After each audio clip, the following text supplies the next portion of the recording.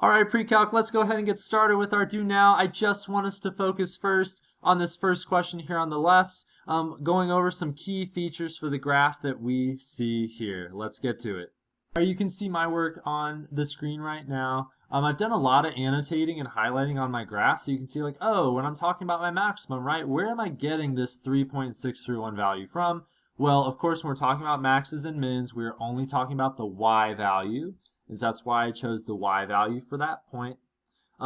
Intervals of increasing and decreasing, right? Walking uphill versus walking downhill from left to right. We've gone over this. I will say one thing about letter E. That's talking about our end behavior, right? As our graph, as our x values approach negative infinity, so as we're moving to the left, which is this orange arrow to the left, is our graph going up or down? It is going down, which means our y values or our graph is approaching negative infinity. All right, and we are ready for question number 2. For question number 2, we've gone over this within the last week a couple of times, and so my first question for you to get you started is, in order to find f inverse of 22, which is our ultimate goal, what do we need to find first? Yeah, we have to find f inverse of x, and whatever that equation is, first, so that once we have it, we can plug 22 in for x, do our thing, and then we've got our response. Let's go ahead and do that now. Yeah, so in order to find our inverse equation, we are just switching or flipping our x's and y's in our equation, and then solving for y. And when we do that, we get this inverse equation for f that I'm circling right now. And then finally, we can plug in the number 22 into that inverse equation, because it's asking for f inverse of 22, to get our final answer of positive 1. Nice. Now before we get started on our notes for today, which is over even and odd functions, I want to do a little bit of review over what we ended last week with, which was finding domain algebraically when we don't have a graph. And so we're going to do some practice with that right now, and I'll give you further instructions here in a second. Now for even and odd functions. A big part of what we're doing today has to do and revolve around symmetry and different types of symmetry. And so we're just going to spend 5 minutes walking through a quick Desmos exploration with graphs. And kind of like what you see here, we'll be looking at some interactive graphs, which I think will help us understand a little bit better about what we're doing. So let's go ahead and take the next 5 minutes to get into that Desmos exploration. Let's see where the symmetry comes in. If we're looking at the graph that we see here at the top left of our notes, what you can tell me after our Desmos exploration is that say, hey, yeah, this graph has symmetry over the y-axis. It has y-axis symmetry. Whatever's going on the right side of our y-axis can be perfectly mirrored to whatever's going on the left side. And we see that through the fact that because we have the point positive 2, comma 2, we will also have the point negative 2, comma 2. That reflection is being seen here. Whenever we have a graph that has symmetry over the y-axis, that is going to be an even function. And so even functions have y-axis symmetry on their graph. That is our first key point. Now, we're not always going to be given the graph of a function and trying to decide if it's even or odd. Sometimes we might be given our function in the form of a table or in the form of the actual function. And we're going to have to be able to work with each of these forms of a function and be able to decide, hey, is this even or odd? And that matters for us to do further analysis here in the future. And so let's go ahead and actually talk about what it looks like when we have our function given to us in the form of a table. Something that we see here is that we have some points like 1, 1, 2, 4, 3, 9. And what we also notice is that if we look on the other side of our table, we have negative 1, 1, negative 2, 4, and negative 3, 9. And if we were focusing just on these points of positive 3, 9 and negative 3, 9, what we notice is that those points are really, really, really similar. They're almost the same. The only difference is that the x value has changed sign. Originally we had positive 3, positive 9. Now it's negative 3, positive 9. And so, again, for an even function, I'm telling you this table represents an even function. If the point x comma y is on the graph, then the point negative x comma y is also on the graph, right? Again, the only number that is changing sign is x. And this same thinking applies for if we started with this point negative 3 comma 9.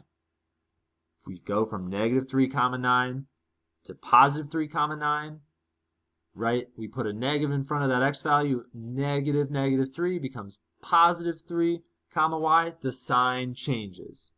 That is what this notation means. And so let's go ahead and stamp that by saying yes, only the x changes sign.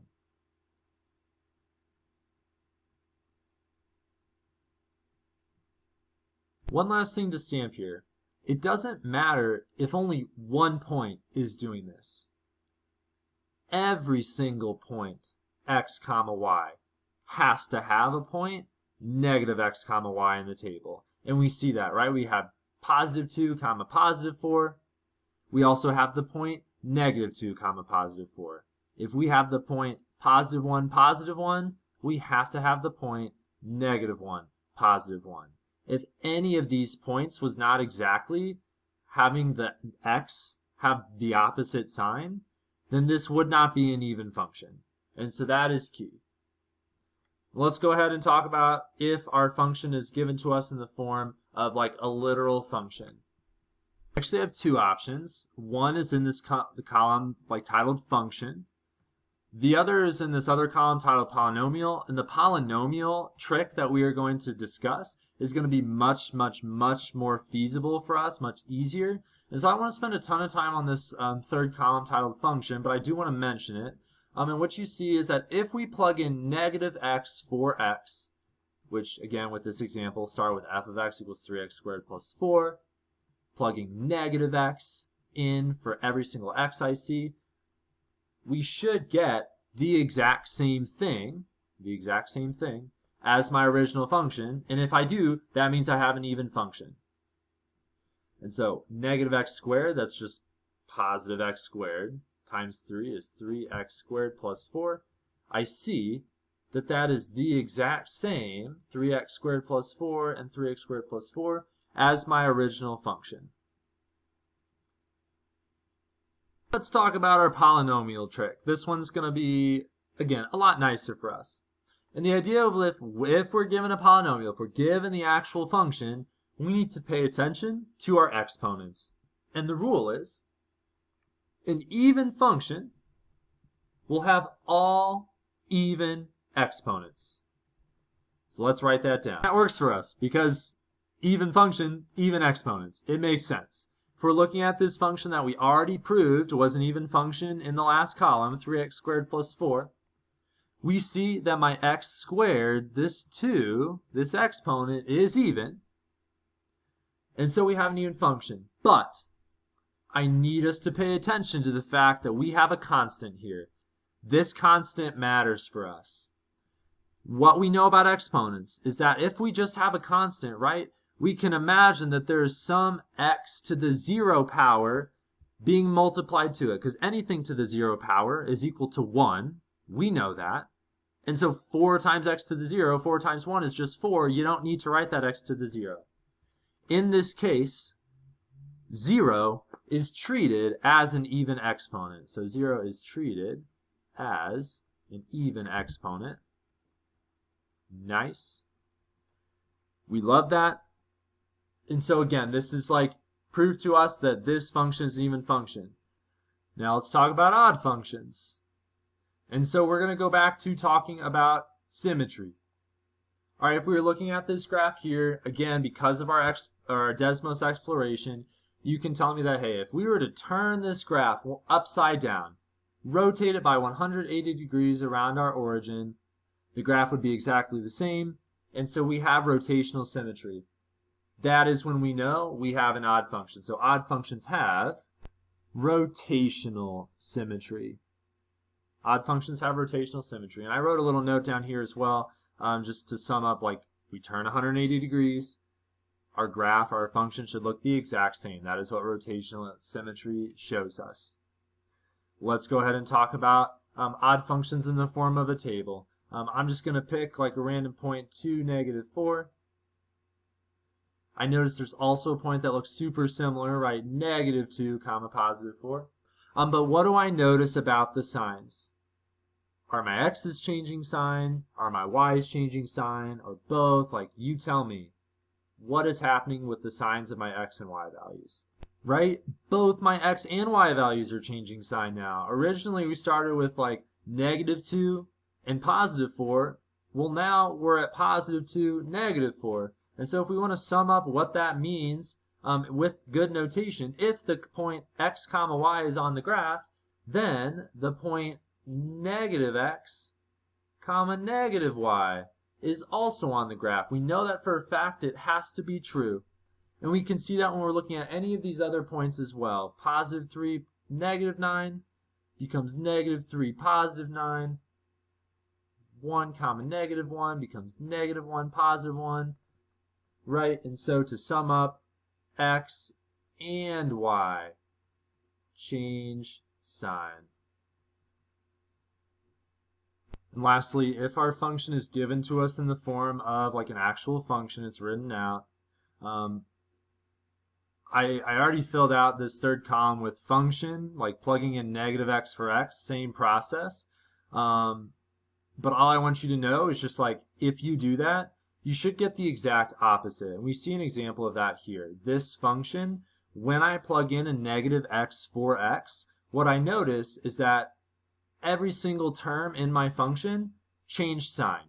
I started with +x³ plus x, and I ended up with -x³ minus x. Whenever my function is the exact opposite, every single term has changed sign, that means that I have an odd function. Now let's talk about the way that I think we're going to like the most, and that is by looking at our exponents. With an even function, all of our exponents needed to be even, and so I want to ask you, with an odd function, what do you think all of our exponents need to be? Right, all of our exponents need to be odd, and if that is the case, then we have an odd function. If we're looking at this function, which again, we already proved was an odd function, we have an exponent of a 3, and then we have this x without anything, but we know that's x to the first power, and 1 is an odd number, and so this is an odd function because all of my exponents are odd. Now again, I want to emphasize, if we have a function and it does not like fall into any of these categories that we found, right? Let's say our function or our graph does not have y-axis symmetry or rotational symmetry. Or when we plug in -x for x, we don't get the exact same, but we also don't get the exact opposite. Or if our function has a mixture of even and odd exponents, then that means that our function would be neither even nor odd. Let's take a look at example 3. They gave me this function in the form of a function, f of x equals, 2x squared, etc., etc. That means I'm going to probably look at that fourth trick that we talked about with our polynomial trick, where we are looking at exponents. And what we see is that we have an exponent of 2, which is even. We have an exponent of 1, which is odd. And then we have another exponent, x to the 0, that 0 is treated as even. This does not have all even exponents or all odd exponents, which means for me, I'd say, hey, this function is neither even nor odd because there's a mixture of even and odd exponents. There's a mix of even and odd exponents. And so you will definitely come across examples of functions and tables and graphs and functions like number 3 where it's not going to be even or odd. It's going to be neither, and that is okay. And so you need to be very, very clear when you're checking with some of your tricks here. Let's go ahead and do some practice.